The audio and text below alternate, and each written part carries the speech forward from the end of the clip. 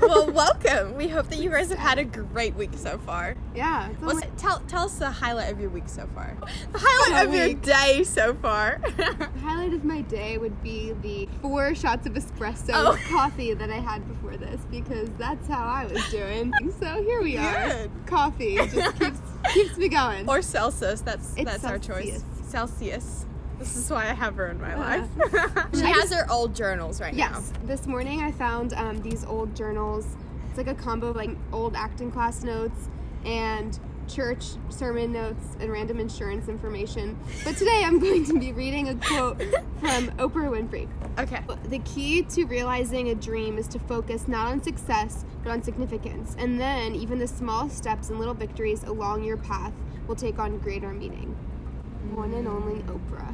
And it just so happens that today we are going to talk about how to find your purpose and like what God's plan is for your life, and how a lot of times I think people obsess over, am I on the right path? Am I doing this? Like whether you believe in God or not. And so we're going to talk about that, kind of how we've navigated that. Not that we're any experts on it, because we're still figuring it out as well, but just kind of how we've gotten to a place of peace with the journey that we're on. Another reason why we chose this subject is because one of you actually asked us to talk about this. So we just want to encourage you again. We've said this before, but if there's anything in particular you want us to talk about, please let us know, because we will. We'll take it very seriously. Thank you for the request. Sometimes we still focus on numbers and how much profit or how much money.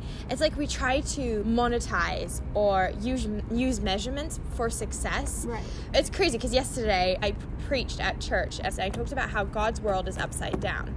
And so like just as society says like you need to be all about money and status, God's world is all about faithfulness and character and spiritual development. And so it's like God's world is inside out.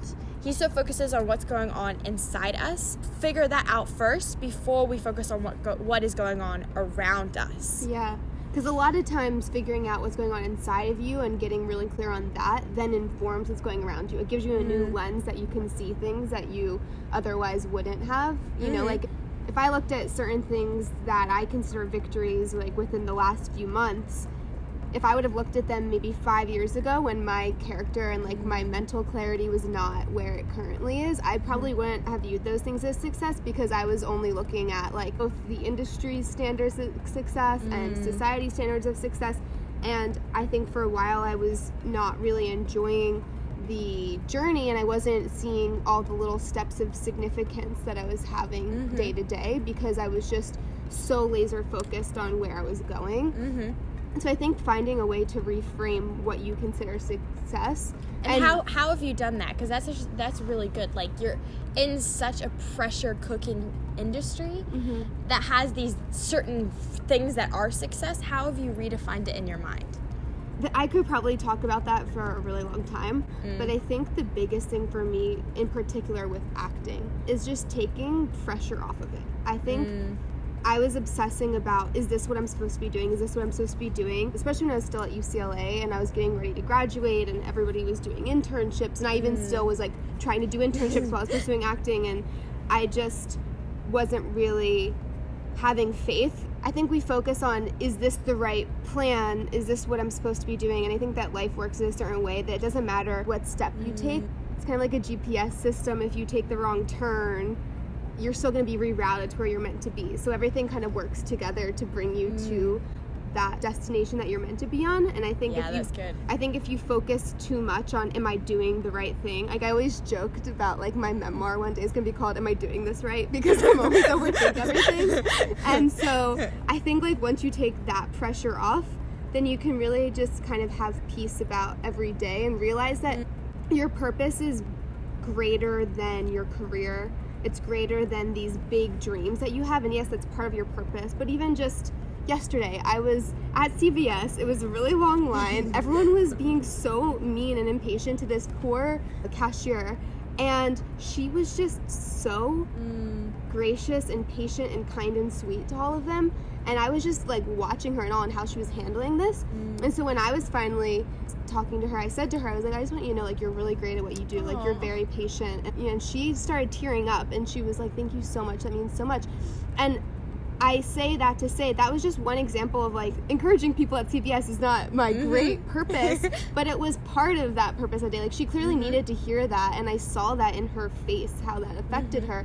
And I think if we're too focused on our own stuff and our purpose and where we're doing and what we need to accomplish, we can miss out on those small moments of significance that you can add to someone else's life. And a lot of times that will bless us back. Like I was not planning on feeling good after saying that, but seeing her face made me happy, and it just kind of is this like continual process. So, and in that moment you focus on significance, and also the other thing I can understand out of the story of this lady is faithfulness. Yeah. Like faithfulness to the mission that is our life, and I genuinely believe our mission in life is to love people well. Yeah. And she so was loving them so well. Patience. Yeah. But to keep going off what you said, I really liked your point earlier, what you said about GPS. So like even if you go off route, your GPS redirects you.